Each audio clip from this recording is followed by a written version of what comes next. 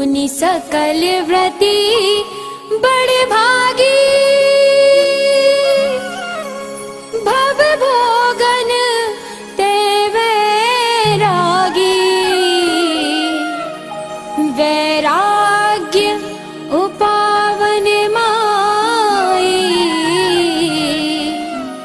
चिंते अनुप्रेक्षा भाई।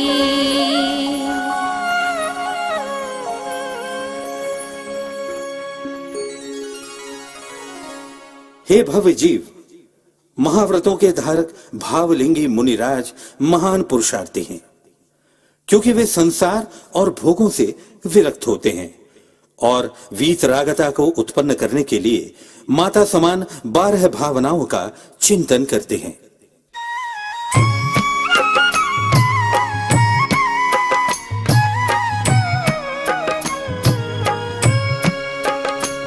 इन चिंतत सम सुख जागे, जिम ज्वलन पवन के लागे। जब ही जिए आत्म जाने, तब ही जिए शिव सुख ठाने।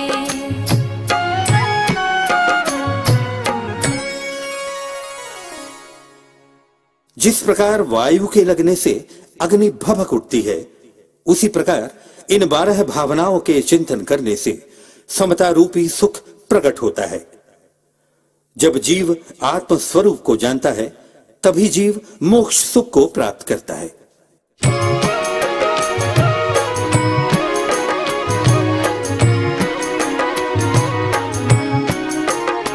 जो वन ग्रह गोधन नारी, है गए जन आज्ञाकारी। इंद्रिय भोग छिनथाई, सुरधन चपला चपलाई।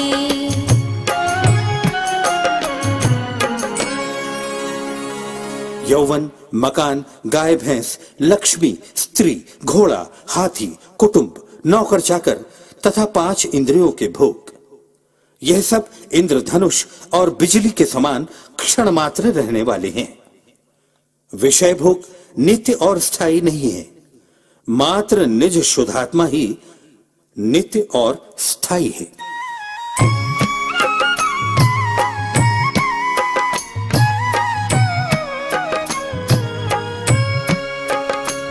सुर असुर खगाधिप जेते, मृग ज्यों हरि काले दलेते। मणि मंत्र तंत्र बहु होई, मरते ना बचावे कोई।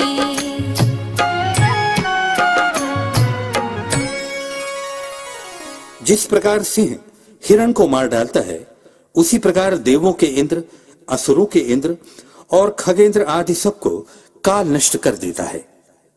चिंतामणि आदि मणि रत्न, बड़े बड़े रक्षा मंत्र, तंत्र बहुत से होने पर भी मरते हुए जीव को बचाने में समर्थ नहीं है।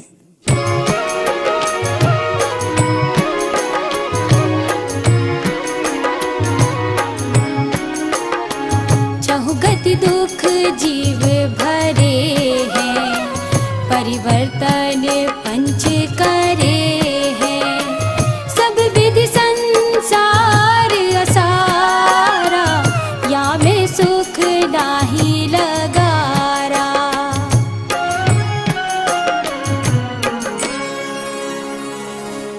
जीव चारों गतियों में दुख भोगता है और 5 परावर्तन 5 प्रकार से परिभ्रमण करता है। संसार सर्व प्रकार से सार रहित है, इसमें रंच मात्र भी सुख नहीं है।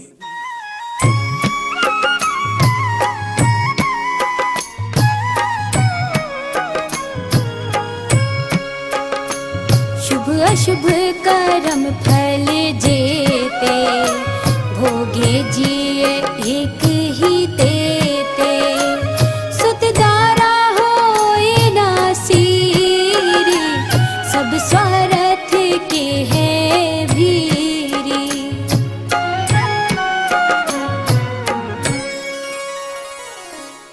जितने शुभ कर्म के फल और अशुभ कर्म के फल हैं, वे सब यह जीव अकेला भोगता है। पुत्र स्त्री साथ नहीं देते, ये सब स्वार्थ के साथी हैं।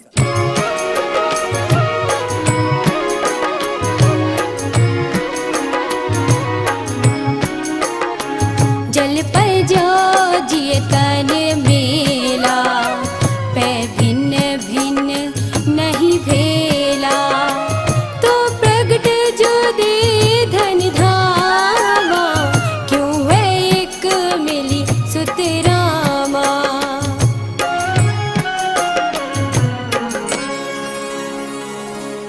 जीव और शरीर पानी और दूध की भांति मिले हुए हैं, तथापि एक रूप नहीं है, पृथक पृथक हैं।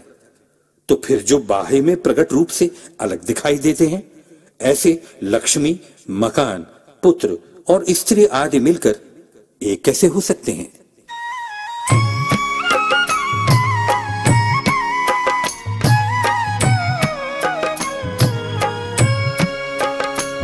पल रुधिर राध मल थैली, की कसबा सादी ते मैली। नव द्वार बहे घिनकारी, अस देह करे किम यारी।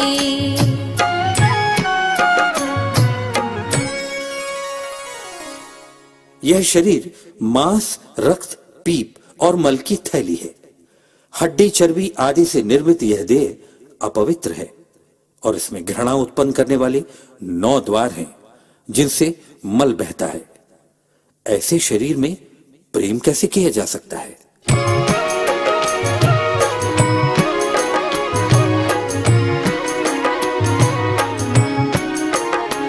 जो योगन की चपलाई, ताते हुए आश्रव भाई। आश्रव दुख कार घनेरे, बुद्धिवंत तिन्हें निर्वेरे।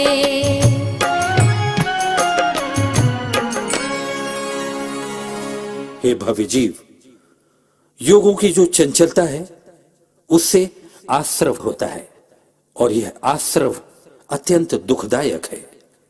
इसलिए बुद्धिमान जीव उसे दूर करते हैं।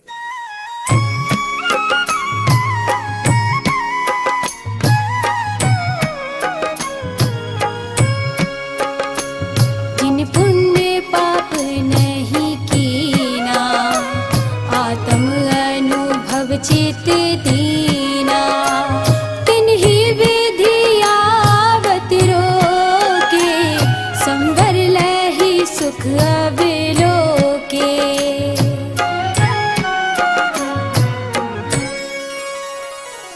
जिन्होंने शुभ भाव और अशुभ भाव नहीं किए तथा मात्र आत्मा के अनुभव में ज्ञान को लगाया है, उन्होंने ही आते हुए कर्मों को रोका है और संवर प्राप्त करके सुख का साक्षात्कार किया है।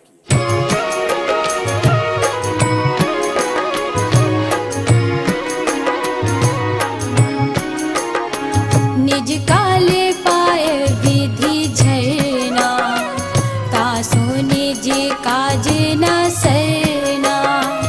तप करी जो कर्म खिपावे, सोई शिव सुख दर्शावे।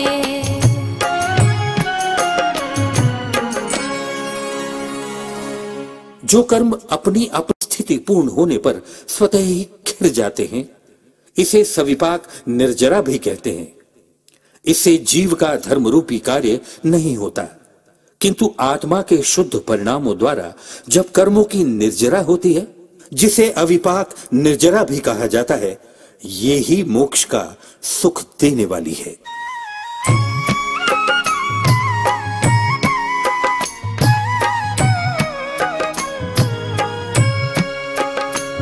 किन्हु न करो न धरे को, क्षतद्रव्य महीना हरे को। सो लोक माही बिन संता, दुख सहे जीव नित भ्रमता।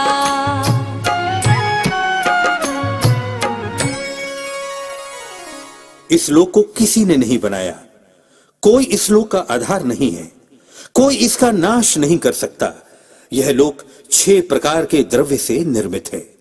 ऐसे लोक में अज्ञानी जीव समता के बिना भटकता हुआ सदैव दुख सहन करता है।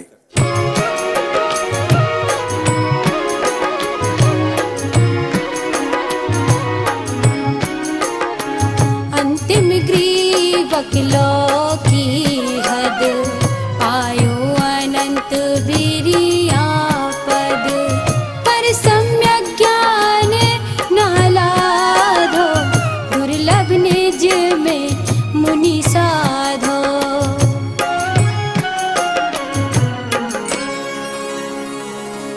इस जीव ने अज्ञान दशा में अंतिम नवमें ग्रवेयक तक के पद अनंत बार प्राप्त किए, फिर भी सम्यक ज्ञान प्राप्त नहीं हुआ।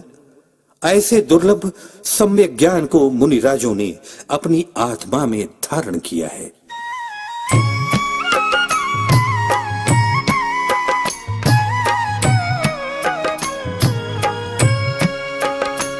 जो भाव मोहते न्यारे दिग ज्ञान व्रतादिक सारे सो धर्म जावे जिय धारे तभी सुख अचल निहारे।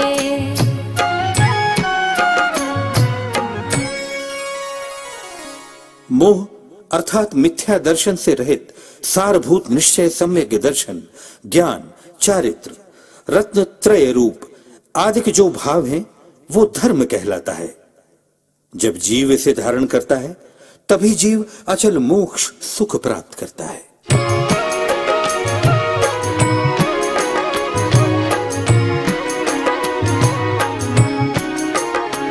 सो धर्म मुनिन करी धैर्य तिनकी कर तूती उचरिए ताको सुनिए भवि प्राणी अपनी अनुभूति पिछानी।